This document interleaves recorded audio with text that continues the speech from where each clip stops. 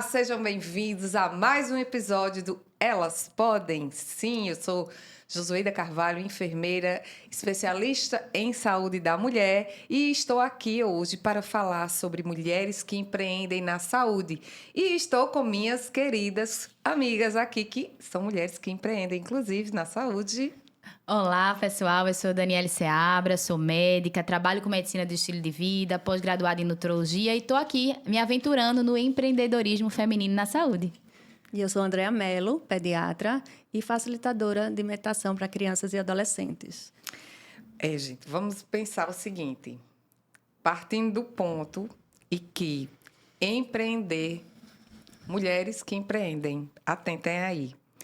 É uma coisa, gente, que é muito silenciosa quando a gente pensa no empreendedorismo como a barreira que as mulheres vivenciam no dia a dia, né, para conseguir fazer isso. E é algo que ele parece que está impregnado desde a nossa infância. Por que eu trago isso para vocês? Vou trazer um exemplo real, juro, gente. Muita gente vai dizer que isso não existe, mas existe sim. Acreditem. Eu estudei na Escola Doméstica de Natal, sim. Uma escola, gente, que prepara as mulheres para serem do lar. Calma, elas podem estar aqui para buscar o equilíbrio. A gente não está aqui para fazer uma guerra de gênero, não, para dizer que o homem é mais ou menos e a gente... Enfim, não é isso. A gente busca a igualdade. Mas, se você for analisar, são ações silenciosas que refletem na nossa prática e, principalmente, na nossa conduta, na forma como a gente enxerga o mundo. Cultural, né, José? Cultural. É algo cultural. Cultura é algo que está além da nossa compreensão, porque a gente nasce imerso nela, né? Isso. Então, Exatamente. o exemplo que você vai contar agora, dessa questão que você vivenciou, que a gente ficou chocada e disse, não, você tem que contar sobre isso, porque isso mostra o quanto a gente vive nessa cultura ainda machista e que Isso. poda os nossos sonhos e muitas vezes esse ímpeto da gente de ousar, né, e empreender. Pois é. E aí, gente, só para vocês entenderem um pouco, eu vim do interior, sociedade e uma cultura bem patriarcal, e eu acho que eu já era ovelha negra, porque eu achava estranho e um absurdo, porque... Meu pai vai me matar se escutar isso. Por que o homem tem que sentar na mesa e a mulher tinha que servir a ele? Caramba, a mulher já fez a comida, tudinho. Por que não pode um ajudar o outro? Isso era um questionamento que eu tinha com 10 anos de idade. Ou seja, aquilo já me incomodava. E aí, para completar, meu pai vai e me coloca numa escola que eu ficava presa, porque era presa, de segunda a sábado. E lá a gente tinha aula do científico, que na minha época, no meu período... Contextualizando, ensino médio, né? Para as pessoas mais jovens. Ensino médio. E aí, a gente tinha aula teórica de manhã para se preparar para o vestibular, porque o foco era esse. Mas, ao mesmo tempo, você aprendia a cozinhar, você aprendia a organizar uma casa, você aprendia postura, jeito de sentar, de comer e de servir o cônjuge e os familiares. E ainda de cuidar de criança. Então, imagina aí. O que é que a gente tem? Duas coisas aí pesadas, que é o quê? A gente tem um papel do trabalho fora, mas a gente também tem um papel do trabalho no ambiente doméstico. E como é que isso se movimenta? E aí, como é algo que a gente está aqui contextualizando exatamente para a gente rever essas coisas, que aí, claro, isso vai para a Andréa. Por quê? Porque a Andréa, ela vivencia isso, inclusive, no consultório, com as crianças. E a gente começa, na infância, a desenvolver determinados hábitos, concorda? Exato. Acho que tem que começar, realmente, desde a mais tenra idade, né? Para mais futuramente, né? Mais na frente, a gente poder perceber alguma mudança, né? Nesse padrão da sociedade. Como é que a gente pode fazer isso, né, com as crianças? Sobretudo, é uma função muito, não do médico, né? Do médico, sim, em orientar, mas vai depender muito dos pais. Da família, né? Exatamente, porque a criança, ela aprende observando, muito mais do que você falando, né? Então, quando ele vive num ambiente em que existe uma igualdade, uma distribuição das tarefas, né? Que se entende que ali é para cooperação entre todos, para manter a casa em ordem, para poder dar conta, né, de tudo. Então, quando a criança já cresce num ambiente assim, a coisa vai fluir naturalmente, né? Outra coisa importante também é a gente incentivar as crianças a elas explorarem suas habilidades, independente dessa ideia estar associada tradicionalmente a ser coisa de menino ou coisa de menina. Do gênero. Não é? Exatamente. Então, o papel do pediatra aí seria muito mais de orientação, mas quem vai botar em prática, o mais importante seria a família, né, em casa. E aí eu acho importante, Andréa, te interromper um pouquinho para dizer o seguinte, que e aí como mãe, falando como mãe, né, como é importante o livre brincar das crianças. Isso. E que está se perdendo. Isso. Porque as crianças têm uma sobrecarga de... Hoje em dia, as crianças têm, às vezes, uma agenda mais cheia e repleta do que até o adulto, né? Porque da escola tem um esporte, tem um curso de idioma, quer aprender uma música, e aí se enche a agenda da criança de coisa. Quando chega em casa, a criança está cansada, os pais estão cansados, se insere aonde? Se insere na tecnologia. Exatamente. Né? Aí vai receber informações, né, de um canal de YouTube, né? E aí, cadê o livre brincar? Para ela exercer esses papéis, né? Exatamente. Sociais, para ela entender esse papel social. Eu acho que a nossa palavra jargão aqui vai ser equilíbrio. Exatamente. Tudo é equilíbrio. Porque o brincar não é simplesmente brincar, né? Ali a criança está exercitando várias qualidades que podem ser desenvolvidas, né? A criatividade, ela está se autoconhecendo, né? Como Dani disse, ela está exercendo papéis, né? De acordo com a imaginação, ela pode ser pai, pode ser mãe, ela pode ser professor, né? Quem nunca brincou, né? Como professora. Eu brinquei na escola, tá? Entendeu? Então, assim, o brincar é muito importante. E as pessoas também estão esquecendo disso, né? Eu queria só trazer aqui uma coisa, assim, que aconteceu recente e que mais ou menos espelha isso, né? Dessa quebra de paradigma, que a gente acaba influenciando nossos filhos. E como a gente vem de uma sociedade muito patriarcal, a gente tem isso muito arraigado, até no inconsciente da gente, Sim. né? Então, a gente acaba repetindo coisas que a gente ouviu, que a gente talvez nem concorde, mas acaba passando adiante, né? Então, nesse final de semana, meus filhos resolveram fazer uma sessão de cinema em casa, né? E aí, quando eu cheguei, assim, eles disseram: mãe, a gente conseguiu fazer pipoca sem queimar. Entendeu? Aí eu disse: que bom. Assim, se fosse na época da gente, muito provavelmente a gente ia ouvir: já pode casar, né? É verdade. Não sei, vocês talvez tenham ouvido isso. Ainda escutamos. Né? Já pode casar. E o que é que eu falei na hora? Eu disse: muito bem, já podem morar só. E aí eles olharam assim para mim, eu disse: é muito importante. Assim, você veja, uma coisa trivial do dia a dia em casa, né? E eu aproveitei para plantar minhas sementezinhas na cabeça deles. Sim, são 2 isso. meninos, né? 2 rapazes, na verdade, já. E aí eu disse: porque é muito importante vocês saberem fazer tudo em casa, não é? Porque não necessariamente vocês vão casar e ainda mais, vocês não é para ficar dependendo de ninguém, assim. Isso. Né? O casamento não significa que você vai ser servido, né? Exatamente. Então, se cada um, foi o que eu disse para eles, né? Se cada um faz a sua tarefa, não sobrecarrega ninguém, nem o homem, nem a mulher. E aí eles fizeram uma cara assim de como nunca tinham parado para pensar nisso, né? Isso é verdade, entendeu? Então, assim, exemplos práticos no nosso dia a dia, a gente pode estar fazendo esse movimento de mudar um pouco, né, essa história tão pesada para todo mundo. E é interessante que você falou, né? O livre brincar vai fazer com que a criança trabalhe qualidades, né? São essas habilidades que hoje são tão preciosas e fazem o diferencial no mercado de trabalho. Verdade. Que são as chamadas famosas soft skills, né? Isso. É justamente ali no relacionamento da brincadeira com uma outra criança que você vai construindo essas habilidades e que também serão fundamentais, acredito eu, para empreender, né, não, Josi? É verdade. Pegando essa questão que vocês estão falando aí, a gente ainda tem, infelizmente, um formato de pensamento, né, do trabalho em si, né? Então, primeiro, eu acho que a gente tem que entender esse conceito de trabalho inerente à mulher.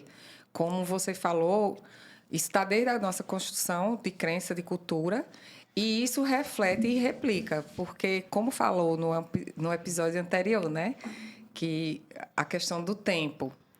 A mulher, ela trabalha fora e ela trabalha em casa porque isso foi instituído, né, culturalmente. E nós acabamos que seguimos o fluxo. E aí é quando vem a sobrecarga, o cansaço e etc. Então, é algo que as mulheres, a gente tem que se policiar, tem que avaliar, realmente. E aí, quando a gente pensa nessa questão de papéis sociais, né, que são atribuídos para a gente, o trabalho feminino, ele já começa, desde a sua formação, ele não tem um incentivo da sociedade, por questões, como você falou, da infância e também na idade adulta, que estão ali implícito. Por exemplo, quando uma mulher ela resolve, por exemplo, trabalhar, mas ela tem filhos, ou ela pretende engravidar e está no trabalho, e aí, como vai ser? E como vai ser para cuidar do filho? Se for um casal, sempre é a mulher. Filha da mãe, né? Quando a gente pensa em questão, por exemplo, de leis estabelecidas, a mulher ela tem 4 meses de licença maternidade, tudo bem, que a história que se coloca é se ela amamenta e se ela não amamenta. E se ela não quiser amamentar, que aí também já entra em outro momento, outro episódio. Dá um outro podcast, né? Então, outro podcast. Mas, veja só, quando ela escolhe isso, quanto tempo que o homem ele tem de licença? 5 dias. E o restante? Essa mulher vai ficar na sobrecarga de casa, nanana, e o trabalho. Ou seja, é incorporado, inclusive, na legislação de que o cuidar da criança, né, do filho, ele é um trabalho só da feminino, mãe. como você falou, né? Então, o Isso. trabalho feminino, ele ganha essa dimensão, que ele é o trabalho profissional, ocupacional, e ele é o trabalho doméstico da Isso. escola, bem aquilo que você vivenciou, né, na sua formação ali na escola. Quer dizer, você estava estudando para fazer um vestibular, mas, ao mesmo tempo, a escola estava te preparando para cuidar do seu lar. E os homens estavam sendo preparados para cuidar de Não. casa, né? Não estava. Não era escola mista, né? Não, era só exclusiva, de menino. Tinha o de meninos que ficava do outro lado. Mas os meninos jogavam bola, faziam qualquer outra coisa. Entendi. Exato, né? Então, assim, esse trabalho feminino, ele já vem permeado aí desses papéis sociais. E aí a gente começa a ver que o trabalho já é uma coisa... O trabalho ocupacional, a profissão da gente já é um lugar que a gente meio que teve que lutar para ocupar.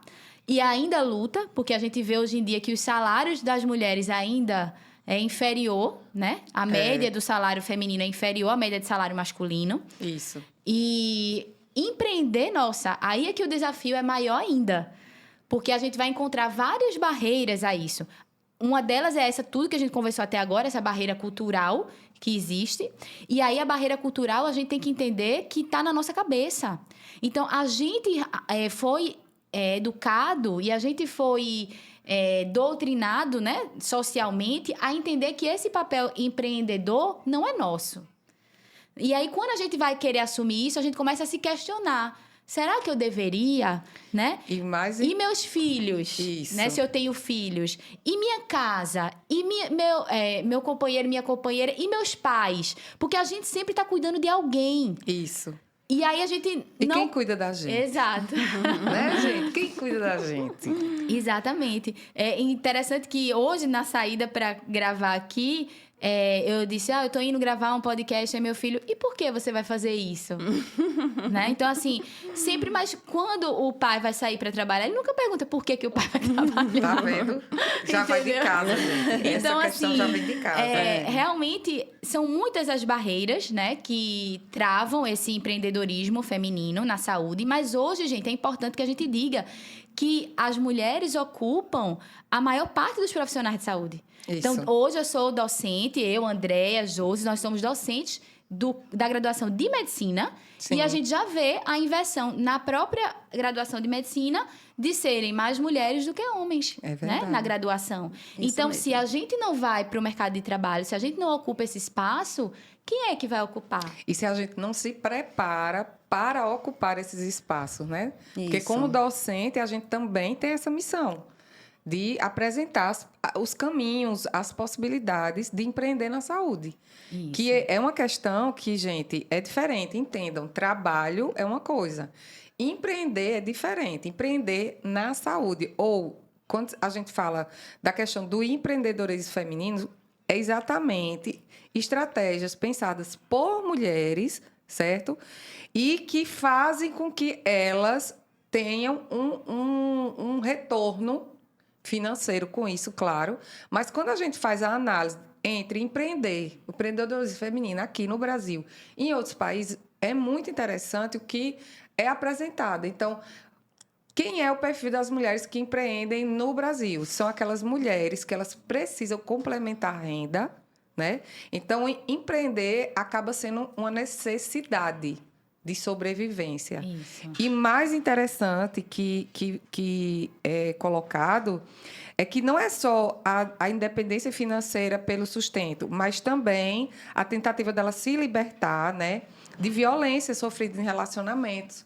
Então, elas tentam pegar essa ferramenta de empreender para superar a situação de vulnerabilidade. Ganhar autonomia. Isso. Né? E, minha gente, pasme, no Brasil a gente tem, como o Dani falou, se a gente tem nas universidades a maior parte de mulheres, a gente tem em torno de 48,7% mulheres que empreendem aqui no Brasil. E são mais de 30 milhões de mulheres donas de negócios. Então, vejam bem, mesmo com todas as barreiras que a gente já colocou aqui, quando a gente faz uma análise, né, da mulher, do Instituto Rede Mulher que Empreende, a gente tem a maior renda, a maior fonte de renda familiar está nas 38% das mulheres. E aí, quando a gente fala isso agora, trazendo para a saúde, né, que é o nosso caso aqui, o empreendedorismo na saúde, ele é um serviço que ele é de alto valor. E como nós, mulheres profissionais de saúde, que estamos aqui na busca de liberdade profissional, é claro, nesse universo, né, a gente tem uma grande parte de serviços que são distribuídos entre médico, enfermeiro, físio, fono, mas que, na verdade, eles precisam ser incentivados. Isso. E a barreira principal começa dentro da gente, de nós mulheres. A gente precisa entender que a gente não é... Foi colocado isso, a gente não é adversárias uma das outras, né? A gente precisaria entender isso, mas a gente ainda... Certamente é muito mais fácil colaborar do que competir, né? Quando a gente Isso, colabora, a gente une isso. forças. E é interessante a gente não esquecer de mencionar, né, Josi, que empreender não necessariamente vai significar montar uma empresa, né? Que é uma coisa grande, que é uma coisa, né, que às vezes a gente não consegue vislumbrar isso. Mas que parte, no caso, do ponto de vista nosso, profissionais de saúde, a montar o seu consultório, da maneira como você gostaria de oferecer a assistência, né? De você ter esses canais de mídias sociais hoje em dia de uma forma também profissional, Isso. empreendendo nesse segmento, né? Então, assim, dentro da área de saúde, empreender, a gente não precisa focar em criar empresas. E aí, às vezes, quando você pensa muito grande, às vezes você acha que, não dá para mim. Não alcança, não né? sai do lugar, Eu né? não vou alcançar. Então, tem que ser pequenos passos, né? Para a gente poder se apropriar. Eu acho que principalmente essa questão que você falou, de ganhar autonomia e encarar o empreendedorismo como fazer as coisas do seu jeito, né? Com aquilo que você acredita, com aquilo que você se preparou, com a formação que você tem e realmente ocupar esse espaço aí no mercado de trabalho feminino na saúde. E pegando só o gancho que vocês falaram em termos de competição, né? Só também para dizer, né, para mais uma vez enfatizar que a gente, ao trazer todos esses questionamentos, né, a gente não está aqui falando de favorecer um gênero em detrimento do outro, né?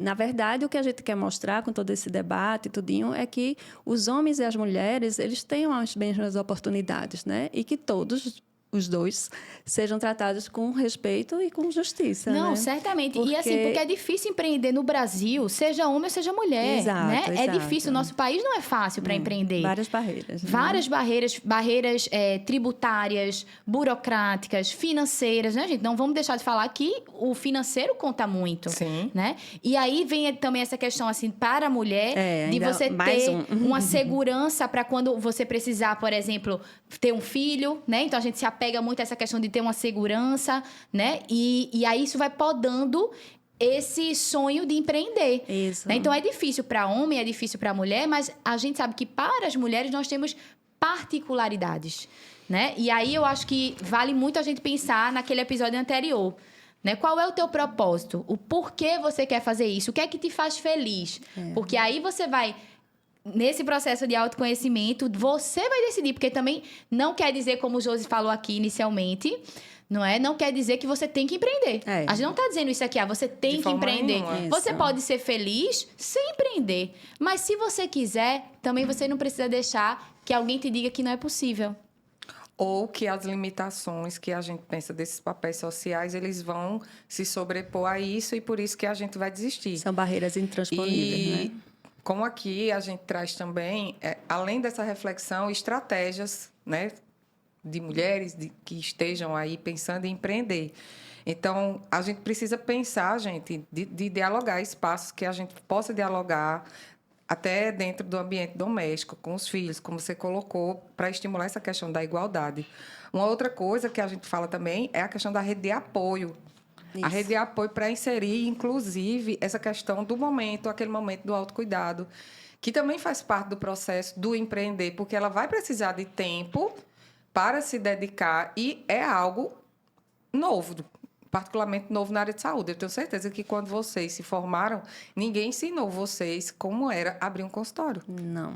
Até hoje é uma lacuna, né, gente? Pois seja dita, até hoje é uma Mas, lacuna. Pelo contrário, acho que a gente era desestimulado até. Então, né? hoje é o contrário. Então, a gente também tem que entender o dinamismo do momento para poder entender como é que a gente pode se colocar nesse mercado. E aí, Josi, E de uma forma estratégica. Exato. eu vou até pedir para você concluir falando um pouquinho da tua experiência, porque isso que você falou, né, sobre a nossa formação, né, eu e a Andréa como médica, você como enfermeira, naquela época, e continua sendo muito hoje, a formação da mulher profissional de saúde, assim como para os homens, mas a formação nossa é uma formação voltada para o atendimento no Sistema Único de Saúde. No cuidado. Né? Então, o empreendedorismo realmente não é algo que ele está inerente ali na nossa formação, é algo que a gente vai buscar depois. Isso. E aí eu sei que você, há um tempo, já vem nesse caminho, né? Nessa trajetória. Isso. E aí eu acho que a gente pode trazer, né, dentro das Sim. tuas palavras aí, uma mensagem de como começar, né? E como perseverar, né? Eita, como é que a gente encerra isso, gente? Vai dar outro episódio, Dani, mas tudo bem. Gente, sendo na área de saúde, tanto para mim quanto para as meninas, que são também do mesmo nicho, né, que a gente fala agora assim, mas eu precisei procurar buscar conhecimento fora. Então, fora do campo da saúde, eu fui lá na administração.